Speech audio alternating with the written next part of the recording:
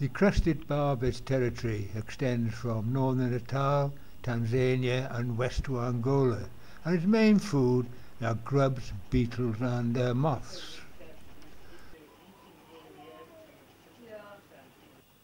The grey Lowry territory extends from northern South Africa up to Tanzania and westwards to Zaire, known as the go-away bird on account that when alarmed in the bush it gives off warnings to animals not liked by hunters.